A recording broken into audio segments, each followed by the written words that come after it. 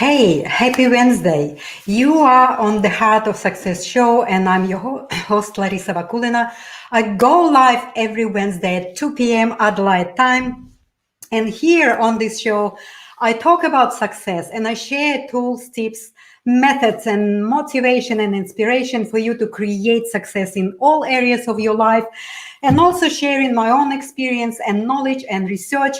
So today, I decided to pull out all my research that I've done about feelings of overwhelmed at work. So this is the topic that is so important for me because I'm putting together a workshop for anyone who would like to explore this area and who feels very overwhelmed with work and other commitments in their lives. So it is absolutely staggering statistics that explaining what really is happening in our workforce and what's happening with productivity at work and how we spend in our time and what we actually doing during work time and what's happening with evolution and progress of us in our workforce. So let's go quickly back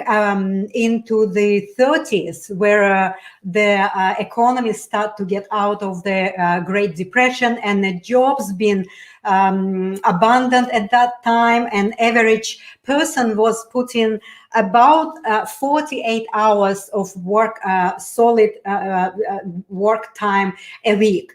So now let's go 40 years forward. So it's 1970s where the automation has helped us to reduce these hours up to almost 10 hours per week. And in average, any worker was putting about 39 hours of working period a week.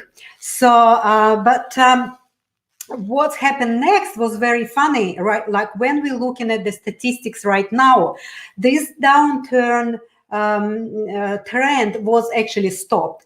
And today, with we have technology that also blurred the clear boundaries between work and life. Whereas in the past, workers are very strongly been fighting to separate work time and lifetime. So right now, it's all really having no boundaries. That we, especially right now for the last two years when we've been moved to work from home, this is even more unclear. So I would like now to get into the statistics, and I'm going to read you some of the very, very interesting and staggering facts that have been researched and surveyed through all these years and through the evolution of what's happening right now. So basically, I would like to start with that 94% of professionals working more than 50 hours per week, and while half of this saying that they put almost 65 hours per week. Can you imagine that amount of time that professional people put into towards their working week? So most professionals also spend only around 38% per day on their core skills. So it means that there's a lot of interactions happening within the day with any person that is involved in their work tasks. And what's happening next, I'm going to just read all of these statistics, and you can see how it is so shocking to realize that that with technology we actually find ourselves more interrupted and less focused on meaningful work. So 95% of American population admit that they have regular procrastination. Well, this is the issue that more related to our emotional states rather than the management of our days and our work periods of time. But anyway, this is the part of the statistics, and that's where I felt like it would be interesting to share that with you too. So. So on average, people spend about 29% of their workday on communication. So what does that mean? Well, it means that 10%, I'll find it because I kind of, 40% of productive time at work is spent on multitasking. So the average knowledge worker only has about 1 hour and 12 minutes of productive, completely focused work time a day without being interrupted by email or messages. That is a barely 1 hour a day or 6 hours total per week without negative effect of multitasking with communication. So that's really is kind of shocked me to see how dispersed our focus is. And if we have some major project, or if we have some meaningful big projects to perform, how we have dispersing our focus and we constantly interacting in some other meaningless information or meaningless little tasks that we are constantly putting and dispersing our attention to. So 70% of people keep their inbox open all day, and only 2% have deliberate plan on how to deal with emails. Only 10% of people say that they feel in control with their workload. 12.8% of people say they feel like they spend all their time reacting to other people. So unhappy workers are 10% less productive than their more joyful colleagues. So researchers find that a disconnect between personal and company values were the most common cause of the lack of meaningfulness in at work.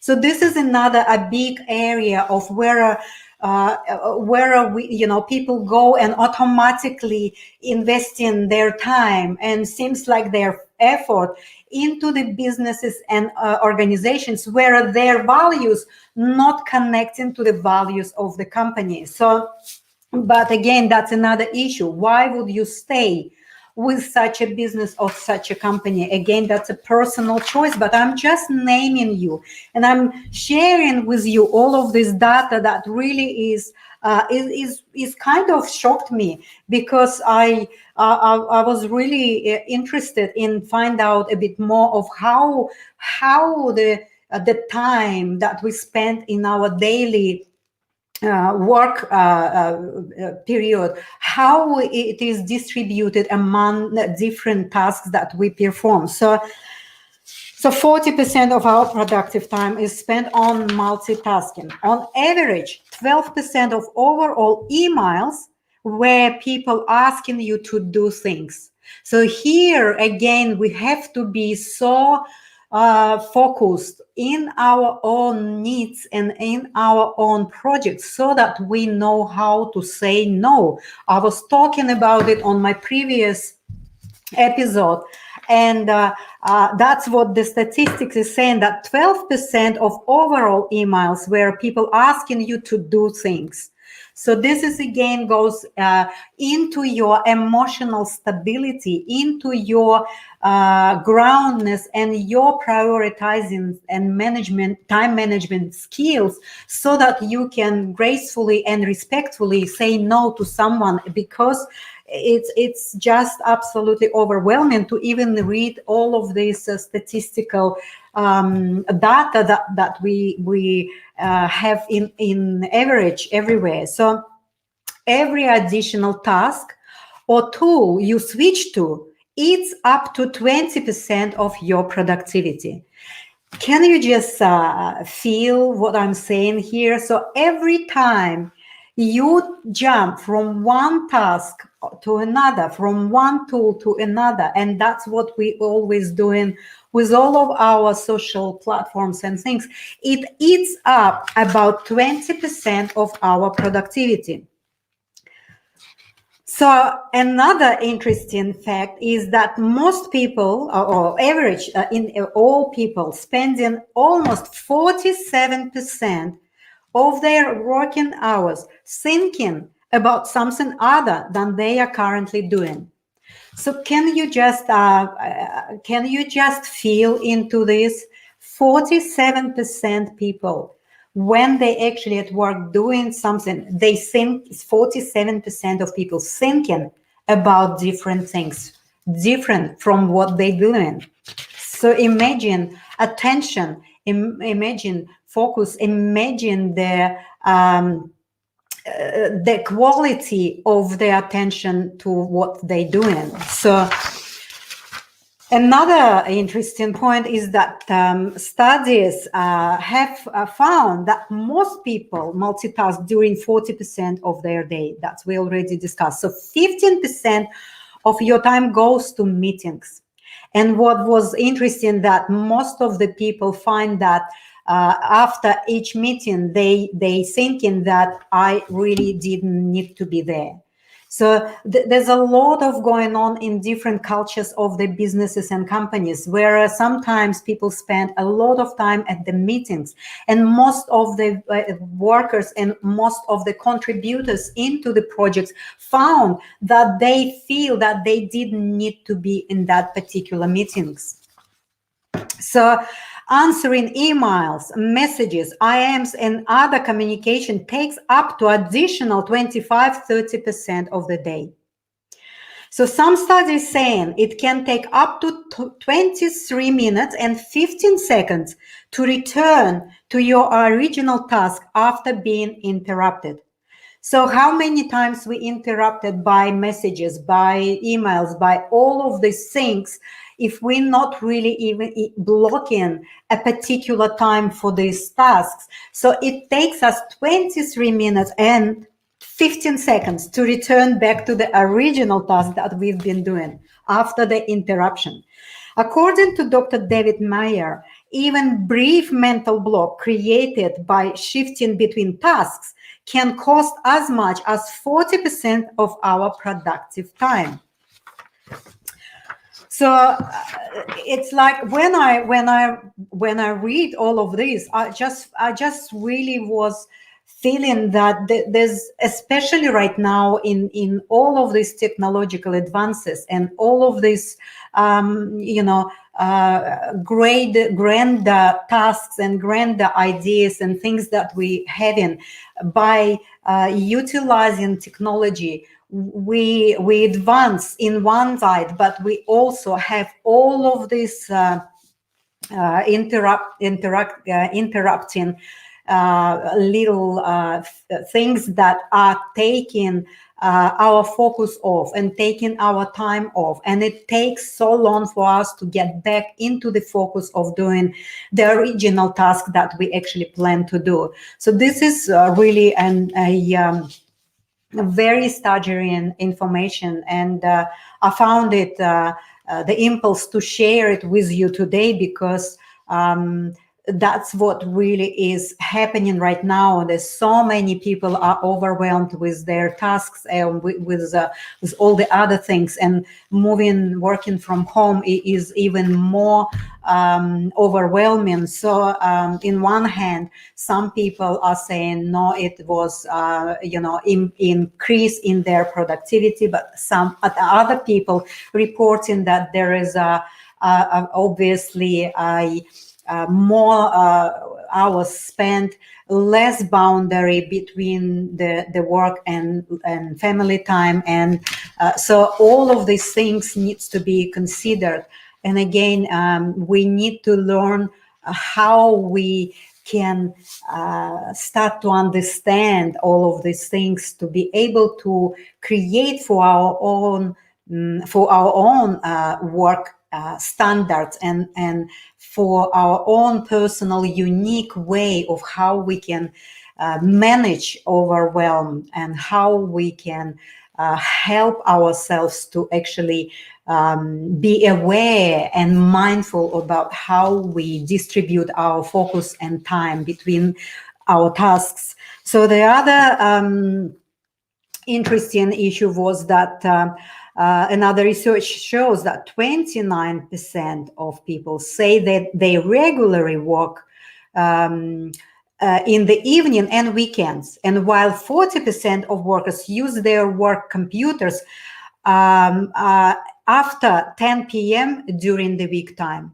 So this is really it's like we never stop to work. So like we never stop. We are like a bees, constantly being busy. But what are we busy about? This is the great question we need to ask ourselves. And researchers at University College London found that those who worked more than 55 hours per week had 13% greater risk of heart attack, and were 33 more likely to suffer a stroke compared to those who worked 35 or 40 hours per week. So the Finnish Institute of Occupational Health found that people who worked long hours were 11% more likely to be heavy drinkers. So as we believe that the more and the longer we work, we would achieve more performance and we would achieve more of our goals that we planned. The research shows that beyond the hours of 35 and 40 per week, it is already become to be a very dangerous for our health and well-being. So another study has shown that extended working hours don't necessarily make us more productive, and anything beyond 49 hours worked a week can have negative impact on our productivity, not only on our health, but productivity as well. So this is really a very, I would say, very allowed science and allowed statistics and effects showing us that we kind of have moved in the last 40, 35, 40 years into something that is becoming less and less and less manageable to help us to stay well, to help us to enjoy our lives more, to help us to actually achieve work-life balance, become happy, become joyful. So it seems like all of these concepts of happiness and joyfulness and health and wellness is really becoming far away from us than it was back in 1970s, in accordance to this data.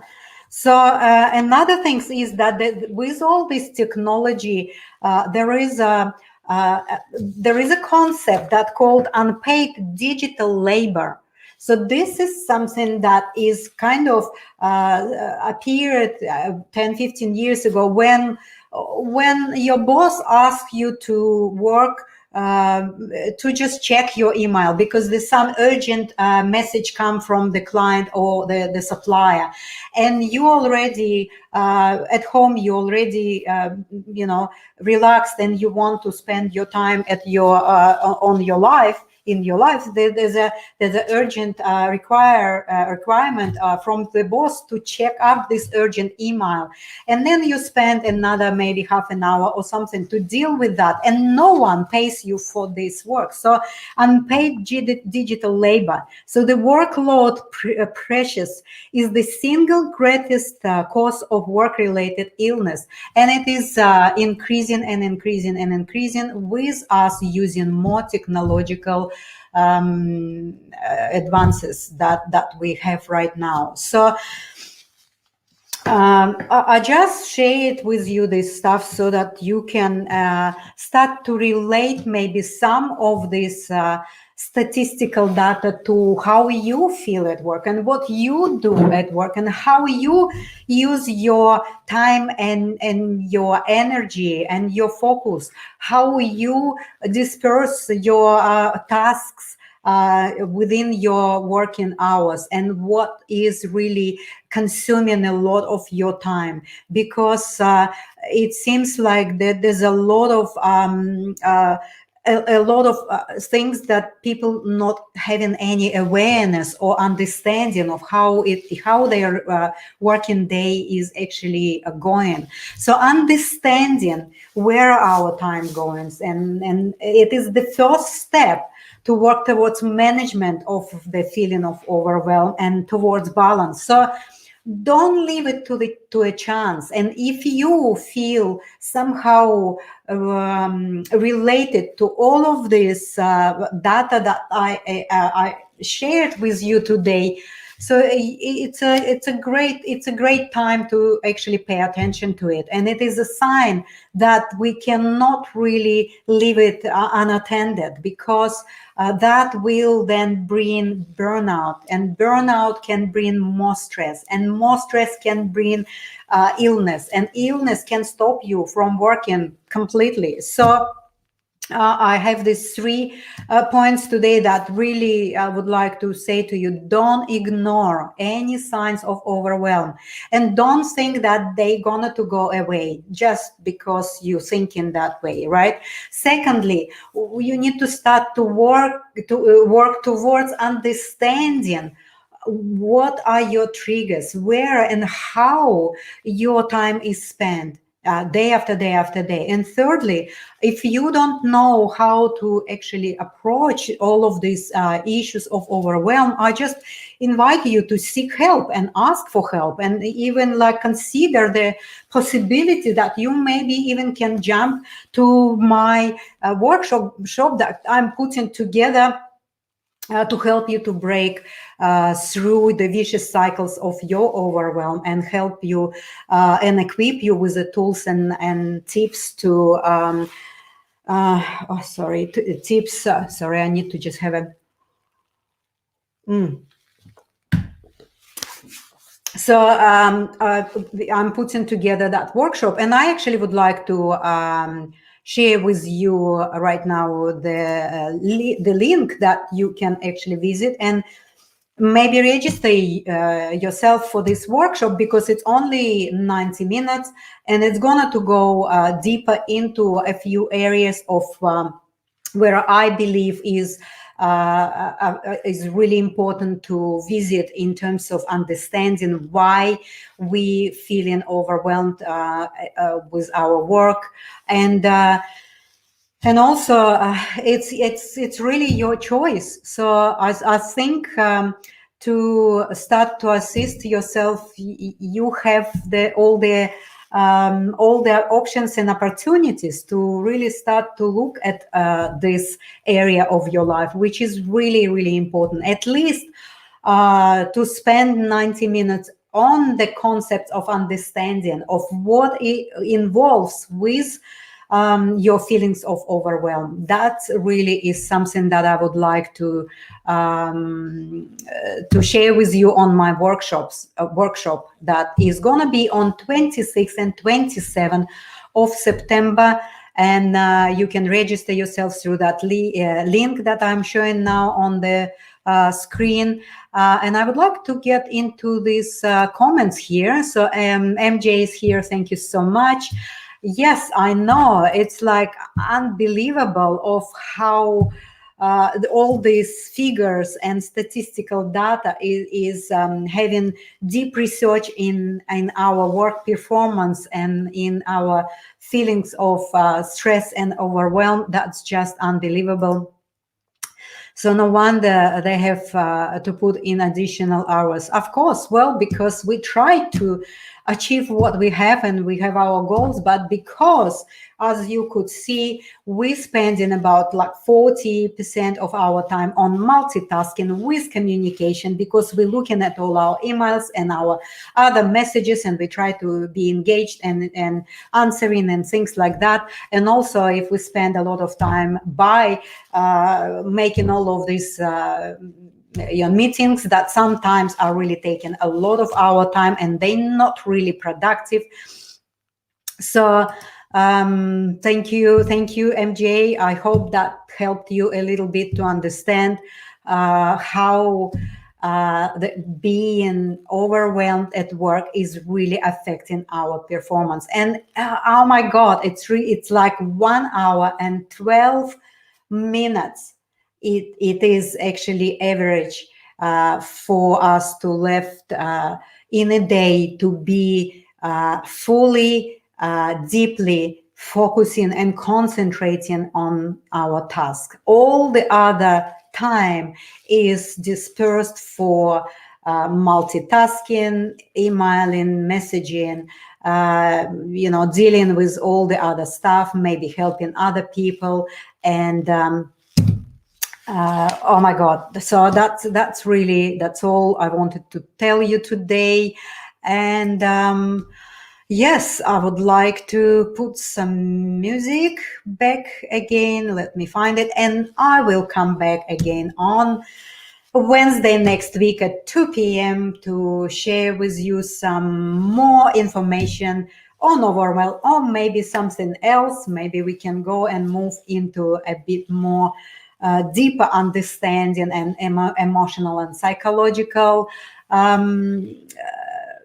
parts of all of this tendency that we going lately, completely stretching ourselves so far that I afraid it will create a lot of tragedies. All right. Thank you so much for being with me today. And I'm putting my music back, and I'll see you next week.